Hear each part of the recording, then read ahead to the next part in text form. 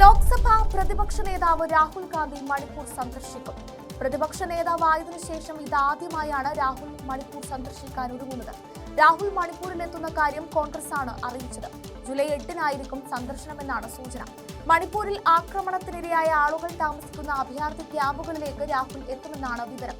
മൊയ്രാങ്, ചുരാചന്ദ്പൂർ എന്നിവിടങ്ങളിലെ ക്യാമ്പുകളിലെത്തുന്ന രാഹുൽ ഇവിടെ കഴിയുന്ന ആളുകളുമായും സംസാരിക്കും.